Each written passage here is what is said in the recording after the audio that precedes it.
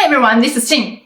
So this video is not a Chinese lesson, but a casual talk. I want to share with you some stories and methods when I was learning English, and I hope they can be helpful for you with your Chinese learning, or at least ease your pain. So many beginners say that Chinese pronunciation, the pinyin is difficult because we have initials that you have to roll your tongue. Otherwise, it's a different one referring to a different character. For example, like 四 is 4, but 是 is the thing. And many people have hard times with different tones, like how come 锅 is pot, but 国 is country, and 果 is fruit, but 过 is pass. And why is this character pronounced as 乐 in word, 快乐, but pronounced as 乐 in word, 音乐? Believe me, I've had similar problems when learning English or Spanish recently, like they have this pronunciation, rosa, ropa, roja. I know I still sound weird, but believe me, I've made huge progress because we don't have that pronunciation in Chinese, and I really had a hard time practicing that. And at first, I could only pronounce drosa, dropa, droja. I practiced for like 3 months. And another difficulty for a Chinese to learn Western languages is all these different forms of verbs and nouns when used with people. Like recently, I browsed this company, and this comedian says, how come I dance, you dance, but he dances? Is he dancing more? And I found it very funny because it's so true, and I believe that's the reason some of my classmates gave up on learning English, because there are so many rules. But there's no specific reason why some words are pronounced or used in some way, or no point asking why, at least I think. And neither there's a quick way to get over this, because this is like the basic of the basic, and groundwork does take time. With English, with Chinese, with all languages, it's the same. And it's not like you have a near deadline or something, so just don't put too much pressure on yourself. Just be patient and practice more. I've always found that learning something new is like this S-curve. At first, it's the phase that you paid a lot of work but didn't see many outcomes.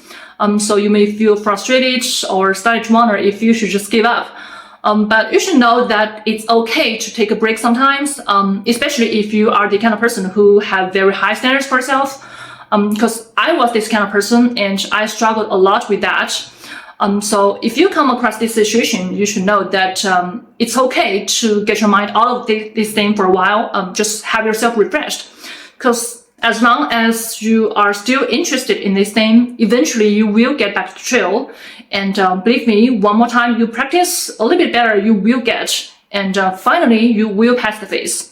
And with language learning, with many things in our life, I think it's the same. So speaking of interest, it's also very important that you have something you really like about Chinese, culture-wise, because that will be the motivation that encourages you to get over those hard times, whether it's Chinese food or some traditional cultural thing like instruments or calligraphy, anything. And I personally would suggesting watching TV, TV series, documentaries, movies, things in that category. Because this way you can watch it for fun, for relaxing, but it also helps you practice your listening and speaking and cultivate your language sense. So I studied English for 6 years in middle school and high school, but the last 2 years of high school was really more like to do tons of test papers to get ready for college entrance examination. So it was nothing new, and basically just review. So basically maybe 4 years. And that was the time I learned basic grammars and vocabularies. But since we didn't have a speaking test, I couldn't speak English. I could only read and answer the test paper.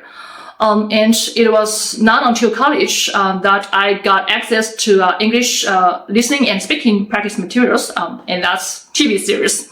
And my favorite one, of course, is Friends. So at first I watched Friends 2 times in a row because it's so good, of course. And then it occurred to me that I can use this show to practice my English. So for the third time, I transferred these videos into MP3 so I could listen to it while I was walking. And I would mumble the lines with actors. By the way, I still do that when watching TV now. Anyway, it's really funny because it doesn't feel like studying at all. I didn't have this stress. It's not like I have to remember this line, this vocabulary, this grammar. No, it's not at all. It's more like I listened, I mumbled, and ha ha ha. But somehow those vocabularies were just left in my mind, and the next time I tried to speak English, the sentence would just came out naturally. And that's what I'm trying to say here. You have to learn Chinese with materials you have interest in, especially if you are a beginner or an intermediate. You don't want to learn Chinese with academic papers, just like I didn't want to learn English with Obama's speech. By the way, I did buy a book with audio resources that have many famous people's speech, Obama, Martin Luther King. I remember the book was still new when I lost it. Another method I used to practice my English was talking to myself, and I learned it from a senior when I was in college. Because it takes too much time and effort to find someone who's about your language level and who has the proper time to practice with you. And if you pay for someone, like find a tutor or something, it costs too much. So talking to yourself is a very convenient and economic way to practice your oral language. So you can talk to yourself in front of a mirror, or if you find it a bit weird, then you can have conversations with yourself in your mind. Like how was your day, you're happy or not happy, and why, all things you can share with yourself. Or you can imagine some scenarios. Maybe you will have conversation with other people. Like maybe you can imagine if someday, if you come to China to travel, then what kind of people you may meet, what kind of conversation you may have, how will you ask them the transportation to go to some place, or how would you order food in a Chinese restaurant, etc. It's really fun. So far, I have shared 3 experiences, 3 methods to practice your Chinese. The first is to be patient with groundwork and allow yourself to take a break sometimes. And the second is to practice your listening and speaking and cultivate your language sense by watching TV. And the third is to talk to yourself to practice your speaking. So the last one I'm about to share is 80-20 principle. Many of you may have heard it. It applies to many fields, including language learning, of course. So you don't need to be perfect with your grammar and vocabulary to start speaking Chinese. Just use whatever you have learned. Just start right now. Because sometimes, and of course, you make mistakes with the pronunciation of words and grammars, but when they are put in a sentence, we can still understand you. Like my English is far, far away from perfect. I've never even been to an English-speaking country. And I know I'm making many mistakes even in this video right now, but I believe you can still understand me, right? So it's the same with you speaking Chinese. And here's another information that may encourage you. So with China being such a big country, we have our own dialects in our hometown, even though we did study Mandarin in school, but some people still have their local accent when talking or when speaking Mandarin.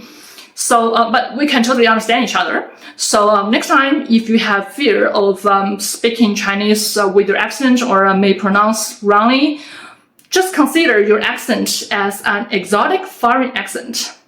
Another thing you should know is that you don't need to wait till you have enough characters to start reading Chinese, because statistics shows that 2,500 common characters cover almost 98% of all Chinese reading. But even the most common 100 ones can still cover 47%. I mean, that's a very efficient and economic way to start reading Chinese. And that's also why I started this series, because I've always known that Chinese is one of the hardest languages to learn in the world. But ever since I knew this information, I started to think how I can deliver this message, deliver these 100 characters to people who have interest but also fear to learn Chinese, especially Chinese characters. So I started to categorize these characters, try to combine them into words and sentences, see if they can make up a topic of a lesson or something. And I did it. So for the past year, I made 6 series in total, all out of scratch, starting from writing script, generating pictures based on the topic of the lesson, to making PowerPoints and videos, and the contents cross from pinyin to some basic concept, basic knowledge about Chinese characters, to specific common radicals and characters, and then to basic words, and then to this final one with structures of grammars and sentences. All of these is to help you conquer the fear of learning Chinese, especially Chinese characters. Of course, I would like to thank you, my subscribers, especially who have encouraged me a lot in the comment section. Thanks for your support and suggestion. It definitely made my progress too. So next, I'm going to take some time off and have a rest before making a new series, because all work and no play makes Jane the dog girl. But I'll share with you some travel vlogs, so you can go see around China with me. Also, if you have any questions about Chinese learning, whether it's about the contents in my lesson or not, feel free to comment and ask me. Or if you have any suggestion or preference for the next series, you can also leave a comment. So that's all for today. Hope this video can help you be more confident and less miserable learning Chinese. And still, thanks for watching today. Hasta pronto. I'm Asian, right?